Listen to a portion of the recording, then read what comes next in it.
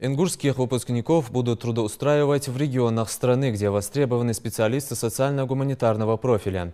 Соответствующая договоренность достигнута между главой республики Юнусбеком Евкуровым и ректором Российского государственного социального университета. Встреча состоялась в Москве. По словам ректора РГСУ Натальи Починок, в университете обучаются порядка 100 студентов из Ингушетии. Ребята показывают неплохие результаты в учебе. Как отметили стороны, сотрудничество региона и вуза принесет хорошие результаты. Напомню, что проблему трудоустройства выпускников обсуждал председатель правительства страны Дмитрий Медведев на заседании комиссии по социально-экономическому развитию СКФО.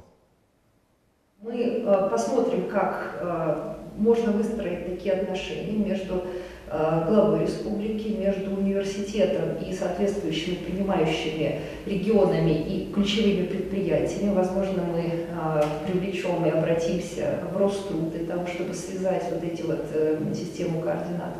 Но в любом случае хочу сказать, что выпускники нашего университета, они очень являются качественным трудовым ресурсом, мотивированным. И я считаю, что таким образом мы сможем очень уникальную практику отработать. Каким образом нам в тех регионах, где есть сложности с рынком труда, где пока еще создаются инвестиционные условия, посмотреть, каким образом вот эту вот избыточную трудовую силу мы могли бы качественно обучить и уже направить в те регионы, где действительно эти руки очень востребованы. Профессии, которые здесь обучают студентов и специалистами, которые отсюда выходят, конечно, во всей стране она необходима.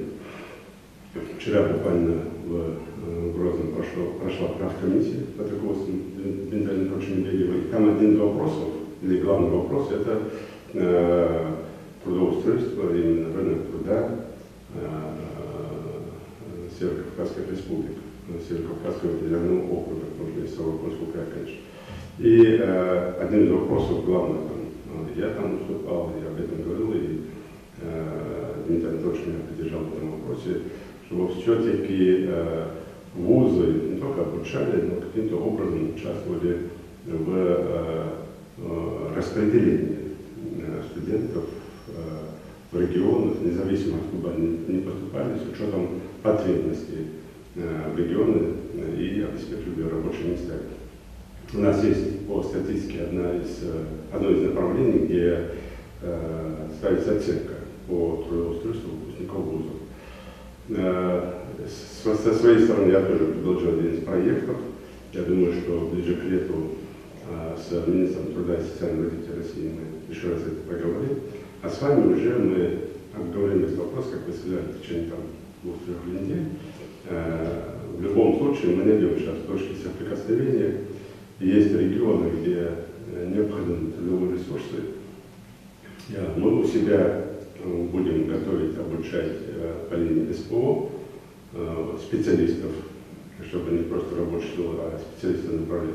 Но когда ребята с высшим образованием поедут работать, уже получать практику на территории, это, конечно, будет такой большой плюс.